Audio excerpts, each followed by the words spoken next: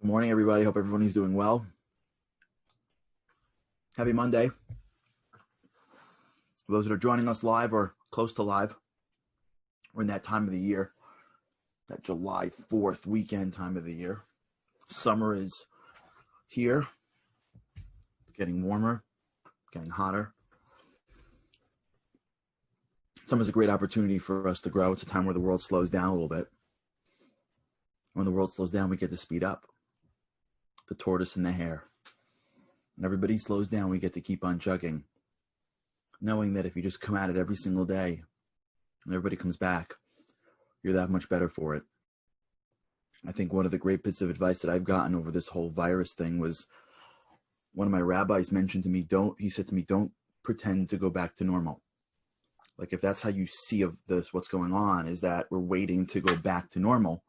You're not going to push yourself. You're not going to try to grow from within.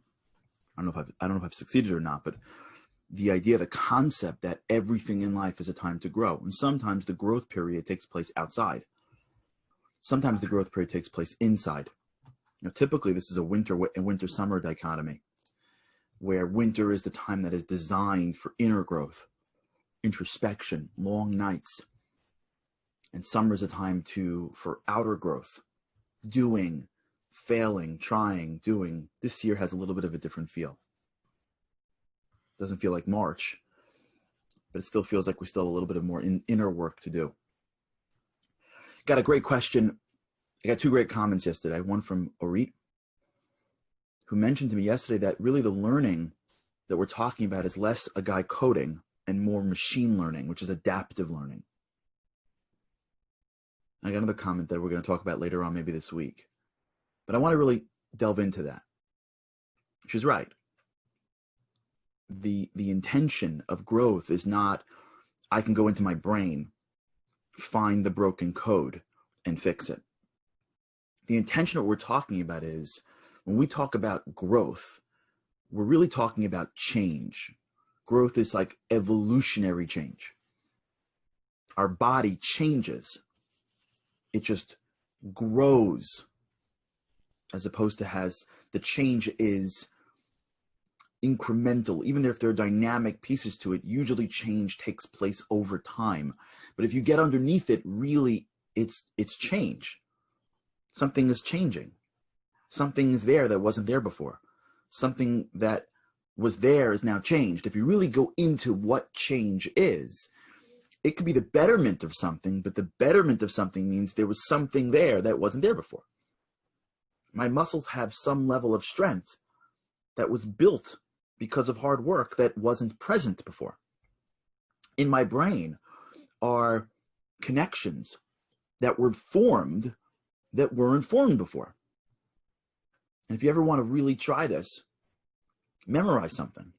Find anything to memorize. And you just keep at it every single day. And at some point, you'll memorize it. And in your brain, you will have a piece of information that you just didn't have before at your fingertips. So when we're talking about change, we're talking about understanding how the system works, how the computer works. We spoke last week a lot about the why, what's driving towards us. How do we look at ourselves with a little bit of a closer lens, not in any way to discourage ourselves, but to only embolden ourselves. And life is gray. I got an email yesterday from Jack who said, well, if I'm giving, am I giving or taking? It's hard. If I'm buying my wife jewelry, is it to gift her or because I want her to treat me a certain way? If I am praying, am I doing it for God or for me? It's hard. And we'll talk about how to distinguish that later on. But yeah, it's hard. It's hard because the answer is both. That's why life is gray. And the goal is not to say I'm terrible. The goal is to say I got a lot of room that I can still grow with. The worst is for say, okay, listen, I'm buying jewelry. Let me click into the robot and just buy my wife jewelry. I'm sure she'll be okay with that. But the goal is to constantly clarify your intentions. So at first you may buy your wife jewelry because you want her to treat you a certain way. And then maybe as you get a little further into your marriage, you may buy her jewelry because you like the way she reacts. And then as you keep on clarifying and clarifying and clarifying that really it's for her, really it's for her, really it's for her, really it's for her. If you get down this game without feeling discouraged, at some point in your marriage, when you buy your wife jewelry, you're just doing it for her. Even if she doesn't give you anything in return, that gives you pleasure. That's the whole game. It's hard, but let's just walk down the road. Even if it takes us 30 years, who cares? If we're walking down the road of clarifying why we do what we do, at some point, we're going to be totally autonomous from this world. We're going to be total givers. We'll be aligned to look exactly like our Father in heaven, who's a total giver. We can give somebody breath while that person on earth spits in his face every day. You see people spitting in God's face every day. They don't know if God's here or not. They haven't spent a lifetime studying it. They heard it. They thought about it a little bit. It probably didn't make any sense to them. And they'll just spit in God's face as he pumps breath into there. So being a giver is what we're trying to aspire to. It could take us forever. Who cares? But as long as we're doing it day in and day out, we're getting there. But really what we got to talk about now is the how. How does change work? And to understand how, we have to understand where it doesn't work. So if you want to look at one of the greatest failures of change, it takes place for all of us at least once a year, for most people, right? Most people at least once a year make what's called a resolution. For some, I don't know if I did this. I don't know if I did this or not. Andy, when I speak, just let me know if I've covered this already before. I don't think I did, but Andy, you'll let me know, or anyone else, Liran, Nirla, whoever's out there, let me know if I did this before. Resolutions are okay. Good. Thank you both. I got my crew. I got my team. I'll read. Well, everyone. Thank you guys and ladies. One of the greatest failures throughout the years was something called a resolution. We all make them. For some, it takes place on New Year's. You come to New Year's Day, New Year's Eve, and something about the calendar end, the beginning, the newness. And most Americans make resolutions. And a resolution, if you understand it, is really a very self-interested thing to do. You recognize something wrong with you. You are resolving to spend more time fixing you. No one's making you make it, and you're not doing it for anybody else. For some people, it takes place during the high holidays. It could be the Yom Kippur, Rosh Hashanah era. It could be if you celebrate different holidays. Sometimes a major holiday that you celebrate, depending on your religion. That's the moment that is your new year, and you'll look at that year and go, this is going to be different. Sometimes it takes place at a funeral. You go to a funeral of somebody and you go, it's going to be different, right? There's a resolution that we make throughout time. So there's a study done, I believe, by the University of Rochester, if I'm remembering correctly. If not, I'll post the right research for those hopefully tomorrow. I'll look it up depending on where it was, where they studied resolutions. And they found that out of those that make resolutions, I think the number is somewhere around 8% actually keep them for any legitimate period of time. The ability to hold on to a resolution is so abysmally low that it's basically a failed exercise from the beginning. And the question is why? You recognize you have an issue, you resolve to change it. Okay, some people can't do it. The overwhelming majority, virtually everybody fails at resolutions. Why is that? So now that we're together, it can start to make a little bit sense. If you have a computer for a brain, and your computer has been basically taking whatever you've been exposed to, organizing it into your head and putting most of it in your subconscious so that it's habituated. If you decide to do something, who cares? Your computer is programmed to do something else. Right? If you decide one morning that you want to be healthier, you've got so much neuroconnection telling you, eat what you like to eat whenever you want, eat that food, reach for the cabinet, take doubles. The computer's already operating on its own. So you can make a decision all you want, but when you actually get into life, Your computer's going, what are you, crazy? Like, do you see that? That's a hamburger. We eat those all the time. Now, you could have 2 days ago been like, wait, I got to cut down on that. You could be like, I got to eat healthier. Wake up in the morning and they go, but it's a muffin. It's a muffin. Do you see how many chocolate chips are in that muffin? And that neural connection goes, wake up in the morning, pass by the store, buy the muffin. So the disconnect between the resolution and the brain really, if you break it down, is really could be understood in a way, in a deep way. Although when I speak about these concepts, they're so much more complex than we can talk about, or that I even fully understand. But just from the basics, we can sort of see it from the dichotomy of a soul and a body. Your soul is saying, I want to be more. The computer called your brain is going, we're fine the way we are. The computer called your brain isn't editorializing your life. Your brain is not saying like we really should. There's something, it's coming from somewhere deeper, or in science they call it consciousness. There's some other source of thinking that is driving you to look at your neural connections and say, it's not enough. So you can have a moment where you connect to that, and then an emotional rush that you get from it. And maybe for a day or for 2 or for 3 or for 4, it works. Maybe the inspiration, the emotional excitement that you get from the thought that you can already be at the end of the road just because you've made that decision holds you for that first day, right? You go the next day and you feel amazing, and you pass on dessert and you go to the gym and you call your family members and you come home early and you read your kids' books and you read Goodnight Moon 100 times, right? And life's amazing. You're like, where have I been? I finally found the light switch that I've been looking for my whole life, as if the reason why we're not more successful is because we haven't found the switch on the wall. Now I realize I should be healthier. Now I realize I should just really hold my tongue when I'm in a fight with, oh, I should spend time with my children. That's how to be a good parent. I didn't fully get it before. Now that I made the resolution and I'm pumped for it. God forbid you go to a funeral of someone who passes away early and you go, now I'm going to be a different parent. Now I'm going to be a different son. Oh, that's what I have to do. Oh, I didn't know that being nice to my spouse really can get through half of the reasons why we don't have a great relationship. Oh, and I found the light switch. Resolution. Click. And for the first 2 days, it's going great, right? Because you're so pumped. You see the vision so clearly down the road. You know you're going to get there. And what you make the mistake, and when I mean you, I mean me, us. Where we make the mistake is that we assume that the reason why we're not there already is that there's something wrong in our willpower.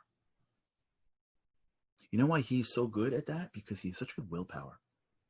You know why she cannot eat that? Because she has such strong willpower.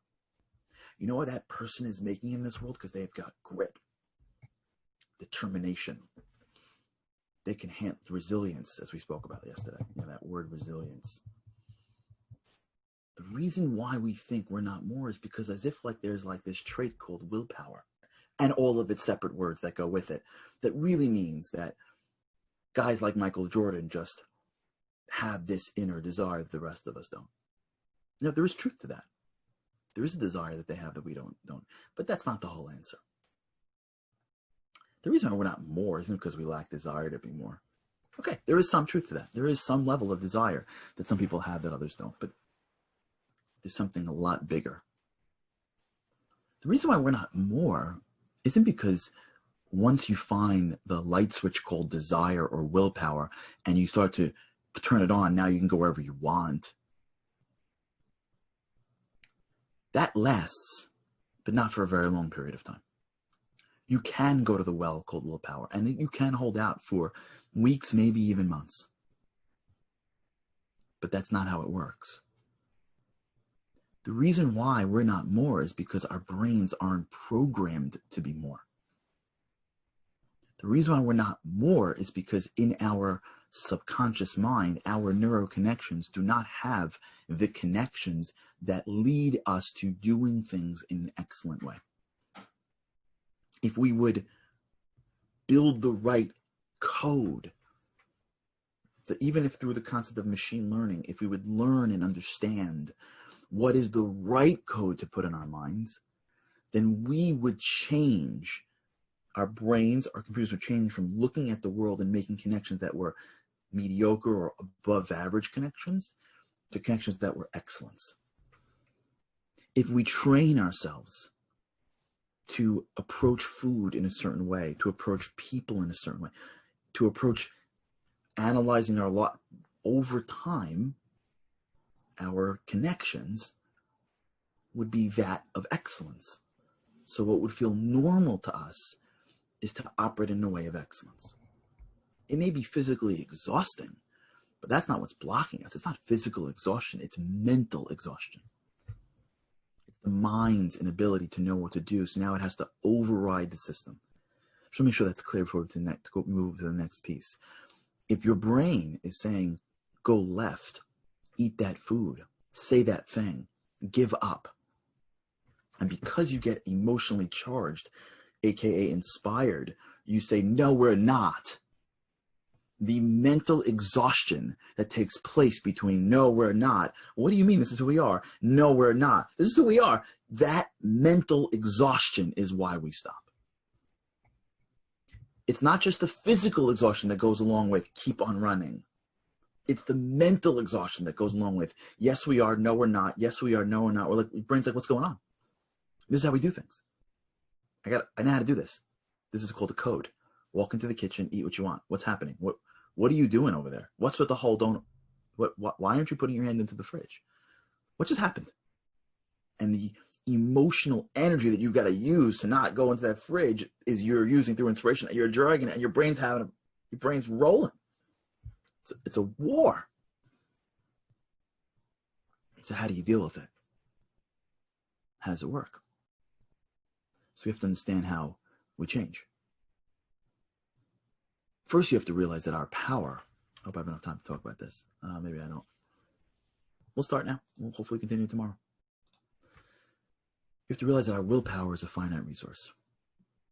Roy Baumeister, we did this year, I remember it. Roy Baumeister speaks about this, where he puts two groups of students. I think we did this on the show. Two students. It's okay to review. We just remember concentric circles. For those that are joining us now for the first time, we go over stuff. We review things together.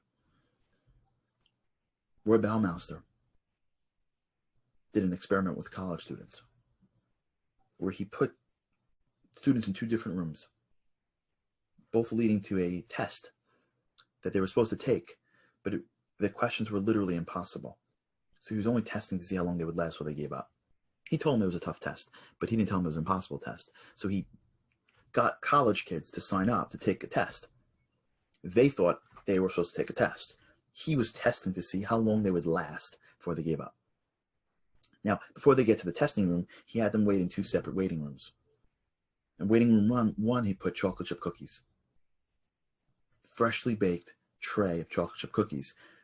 For a college student, they were probably going to 2 steps in, they were going to dive in head first, but right in front of the cookies was a sign that said, don't touch the cookies.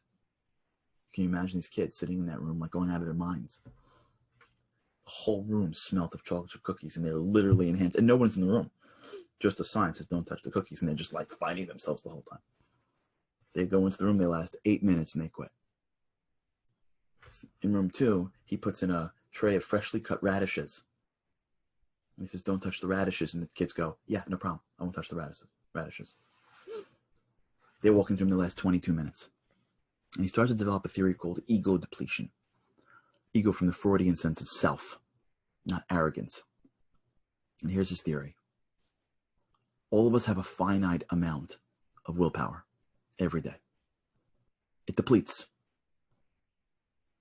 If you're waiting in the room, oh good, awesome. Richard calls May 12th. God bless you, Richard. If you're waiting in the room and you're using your power to not eat cookies, you're going to have less to give to a test. But if you're waiting in the room and using no power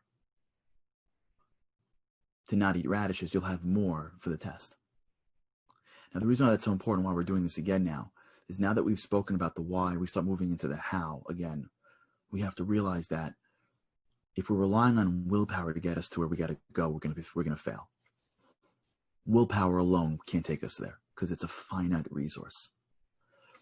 So how do we do it? But we have to come up with a way to change while having a very finite amount of willpower available to us. We'll talk about it tomorrow. How do we do this? For those who tuned in, thanks so much. For those, Richard, you guys are awesome. May 12th. Amazing. You guys knew when we did this last time. Those who are listening now, remember, you can always listen to it on Zoom Live or on my Facebook or Momentum's Facebook. We have this afterwards on my YouTube, Instagram, Twitter, and LinkedIn. Have an incredible day.